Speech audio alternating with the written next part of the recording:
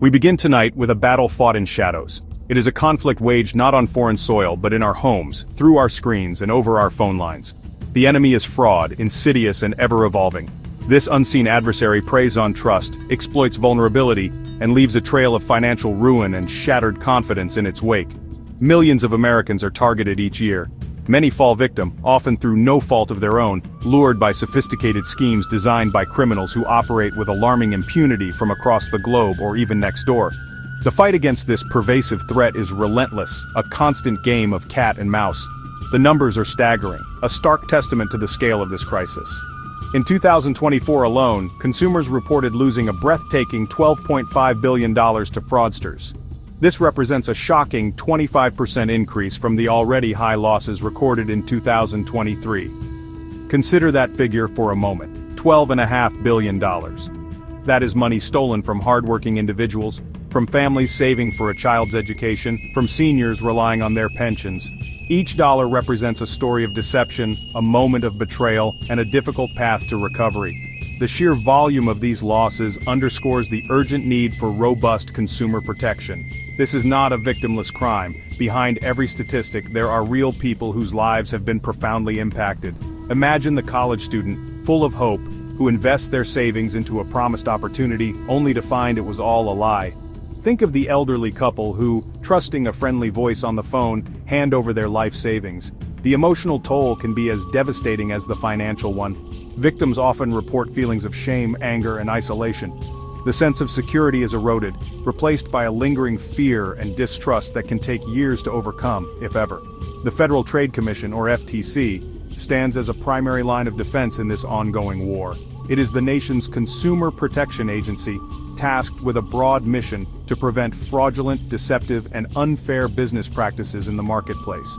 They work to stop these scams, to hold perpetrators accountable, and to educate the public on how to spot and avoid them. The challenge is immense. Scammers are constantly innovating, adapting their tactics to new technologies and societal trends. The FTC must be just as agile, just as determined to protect the American consumer from this ever-present danger. The Federal Trade Commission operates on multiple fronts to shield consumers. It conducts investigations, sues companies and individuals that violate the law, develops rules to ensure a fair marketplace, and educates consumers and businesses about their rights and responsibilities. This work is crucial. Without such an agency, the marketplace could easily become a minefield of deception, where honest businesses struggle to compete and consumers are left vulnerable to exploitation. The FTC's authority is broad, covering everything from misleading advertising to elaborate investment schemes and data security failures. They are the watchdogs, the guardians at the gate. One of the FTC's critical functions is to take legal action against those who perpetrate fraud. When the agency uncovers a scam, it can file lawsuits in federal court to stop the illegal practices, freeze assets, and get compensation for victims. These actions send a powerful message: fraud will not be tolerated. They also serve to dismantle the operations of scammers, preventing further harm. The FTC often partners with other law enforcement agencies, both federal and state, to maximize its impact. This collaborative approach is essential in tackling complex, far-reaching fraudulent enterprises that often cross jurisdictional boundaries. Consider the case of Iova, a company that also operated under names like IM Mastery Academy and iMarkets Live. The FTC, alongside the Nevada Attorney General, recently took action against this entity. The allegations are deeply concerning. Iova is accused of running a massive business venture scam, a pyramid scheme dressed up as an educational opportunity. They allegedly lured consumers, particularly young people, with bold and often baseless claims about the potential to earn substantial income through their educational materials on financial topics and investments. This is a classic bait and switch, promising riches while delivering little of real value. The FTC's complaint, noted on May 1, 2025, paints a picture of a company that allegedly defrauded consumers of over $1.2 billion over a period of 7 years. This isn't just about misleading advertising. It's about a systematic deception that preyed on the aspirations of individuals seeking financial independence and a better future. The agency's intervention aims to halt these alleged deceptive practices and seek redress for the countless individuals who may have been harmed. This case highlights the FTC's commitment to pursuing large-scale operations that inflict widespread consumer injury, especially those that target vulnerable populations with false promises. The allure of Iova, as alleged by the FTC, was powerful and expertly crafted. The company didn't just sell educational products, it sold a dream. This dream was one of quick riches, financial freedom, and a lavish lifestyle, all supposedly attainable through its training services. Their marketing materials were reportedly filled with images of luxury cars, exotic vacations, and stacks of cash. These images were carefully curated to appeal to a specific demographic: young adults, often students, who are navigating the complexities of financial independence and are eager for opportunities to improve their economic standing. They painted a picture of effortless wealth. The core of Iova's alleged business model was not genuinely about financial education, according to regulators. Instead, it heavily emphasized recruitment. Consumers were allegedly pressured to become salespeople, earning commissions not primarily from selling the company's training services to genuine customers, but by recruiting others into the scheme. This is a hallmark of a pyramid structure, where the primary way to make money is by bringing in new participants who pay fees, rather than through the sale of legitimate products or services to the public. Such models are inherently unsustainable and inevitably collapse, leaving most participants with significant losses. Iova's marketing tactics were reportedly aggressive and pervasive, leveraging social media platforms popular with younger audiences. They allegedly targeted college social media pages, using influencers and existing members to flaunt supposed earnings and a glamorous lifestyle.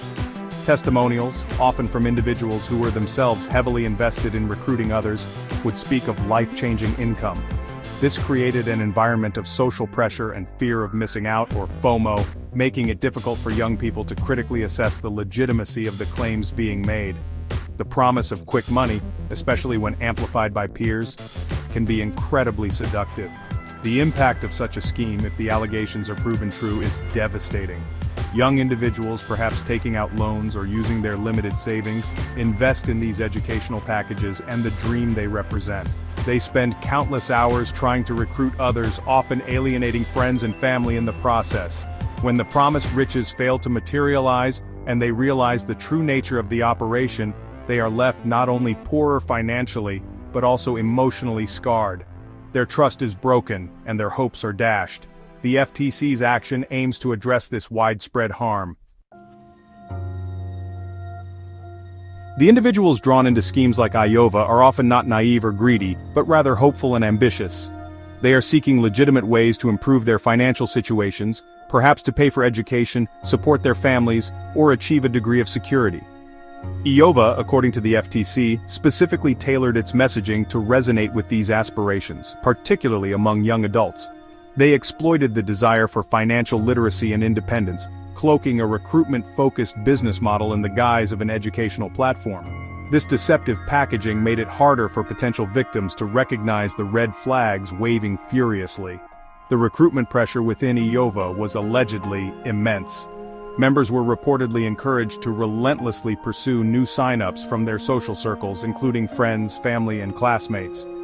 Success within the organization was often publicly tied to recruitment numbers, creating a competitive and often toxic environment. Those who questioned the model or struggled to recruit were sometimes made to feel like failures, further entrenching those who had already invested significant time and money.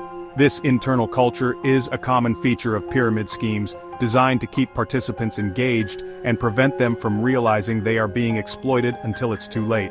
The financial devastation for many involved in Iova, as outlined in the allegations, is significant.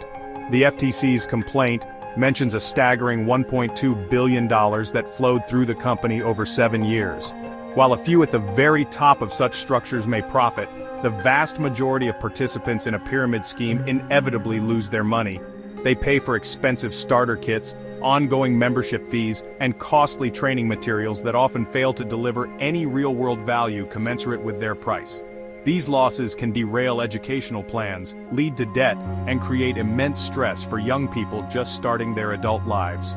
Christopher Mufarage, director of the FTC's Bureau of Consumer Protection, emphasized the extensive nature of the Iova scam and the significant harm it caused, particularly to young people. His statement underscores the agency's concern for this demographic, which can be especially vulnerable to promises of quick financial success due to limited financial experience and the pressures of establishing their careers. The FTC's legal action is not just about recouping money, it's about sending a clear signal that preying on the aspirations of the youth with false promises and deceptive business practices will be met with robust enforcement. Section 5. Justice for the Deceived. The FTC's crackdown on Iova. The Federal Trade Commission, alongside the Nevada Attorney General, took decisive action by filing a federal complaint against Iova. This legal maneuver, noted on May 1, 2025, aims to halt the company's allegedly deceptive practices and bring a measure of justice to those affected. The complaint accuses Iova and its various aliases like IM Mastery Academy and iMarkets Live of operating a sophisticated business venture scam. The core allegation is that the company enticed consumers with false or unsubstantiated claims about potential earnings from its educational materials and investment training, while its true focus was on recruitment. The sheer scale of the alleged fraud is breathtaking. According to the complaint, Iova is accused of defrauding consumers of more than $1.2 billion over the past 7 years. This colossal sum represents countless individual investments, many made by young people who were convinced they were embarking on a legitimate path to financial success. The FTC's legal filing seeks to not only stop the illegal conduct but also to secure financial relief for the victims. Recovering such a large sum can be a complex and lengthy process, but it is a critical part of the FTC's mission to make consumers whole whenever possible. The FTC's investigation into Iova would have involved meticulous gathering of evidence, including analyzing marketing materials, financial records, and consumer complaints. Such investigations are often complex, especially when dealing with companies that operate internationally or use sophisticated online platforms. The agency's staff, including attorneys, investigators, and economists, work diligently to build a strong case that can withstand legal scrutiny. The decision to file a complaint signifies that the FTC believes it has sufficient evidence to prove that Iova violated consumer protection laws, specifically those prohibiting deceptive acts and unfair practices. This case serves as a stark reminder of the dangers lurking in the realm of online business opportunities and investment education. While legitimate educational resources exist, consumers must exercise extreme caution when confronted with promises of guaranteed high returns, pressure to recruit others, and an overemphasis on lavish lifestyles. The FTC's action against Iova underscores the agency's commitment to policing this space and protecting consumers from schemes that exploit their desire for financial improvement through deceptive means. The outcome of this case will be closely watched by consumer advocates and the public alike. Section 6. Buyer Beware, the GOAT online retailer controversy. Transitioning from investment education scams, we turn our attention to the world of online retail, another area where consumer trust can be easily broken. The FTC's vigilance extends here as well, ensuring that companies honor their promises and treat their customers fairly. A notable case in this domain involves GOAT, a popular online marketplace primarily known for sneakers and apparel. While many transactions on such platforms go smoothly, the FTC alleged that GOAT failed to live up to key commitments it made to its users, particularly concerning its buyer protection policy. This is a critical issue for consumers who rely on such policies. The Federal Trade Commission announced on December 2, 2024, that it had filed a consumer protection complaint against GOAT. The allegations were serious. The FTC claimed that GOAT misrepresented its buyer protection policy, leading consumers to believe they had more recourse than was actually available. Specifically, the company was accused of improperly denying refunds for products that were deficient in some way. This could include items that were inauthentic, incorrect, not as described, or damaged. When you buy something expensive, like collectible sneakers, you expect authenticity and quality, and you rely on the seller's guarantees. Furthermore, the FTC's complaint highlighted significant issues with GOAT's shipping practices. The company allegedly made promises about delivery times such as instant or next-day shipping, but frequently failed to meet these deadlines. According to the FTC, a staggering 37% of instant orders and over 16% of next-day orders were shipped later than promised. Compounding this issue, GOAT was accused of not offering buyers the option to consent to these delays or to cancel their orders for a full refund, which is a standard consumer protection. This lack of communication and remedy can be incredibly frustrating for customers. Inadequate customer service was another key concern cited in the complaint against GOAT. Consumers who encountered problems with their orders, whether it was a defective product or a significant shipping delay, allegedly found it difficult to get satisfactory resolutions. When a company's buyer protection policies are not honored and customer service is lacking, consumers can feel trapped and helpless. They have spent their money, received a product or service that doesn't meet expectations, and then find themselves unable to get the issue resolved. This erodes trust not only in the specific retailer but potentially in online commerce more broadly. Section 7. Restoring faith, accountability, and refunds in the GOAT case. In response to the serious allegations, the FTC worked towards a resolution with GOAT. A proposed settlement was reached, aiming to address the harms caused to consumers and to implement changes in GOAT's business practices. A key component of this proposed settlement is a significant monetary payment. GOAT agreed to pay $2,013,527, a sum specifically designated to provide refunds to consumers who were negatively impacted by the company's alleged failures. This financial redress is a crucial step in making affected customers whole and acknowledging the problems they experienced with their purchases. Beyond the financial restitution, the proposed order includes important prohibitions and requirements designed to prevent future misconduct. GOAT would be prohibited from misrepresenting the relief available to consumers, including the terms of its buyer protection and refund policies. This means the company must be clear and truthful about what protections it offers and how consumers can access them. Honesty and transparency are paramount in building and maintaining consumer trust. If a buyer protection policy is advertised, it must be honored in practice, not just in words. The settlement also mandates the implementation of enhanced customer service practices. This is a critical aspect, as responsive and effective customer service can often resolve issues before they escalate. GOAT will be required to clearly disclose its refund denial policies, ensuring that consumers understand the circumstances under which a refund might not be granted. Such clarity helps manage expectations and reduces potential disputes. The FTC's focus here is on systemic changes that will benefit consumers in the long term by making the company more accountable and its processes more transparent. The FTC vote to authorize the complaint and the stipulated final order was unanimous, 5-0, indicating strong consensus within the Commission regarding the need for action in this case.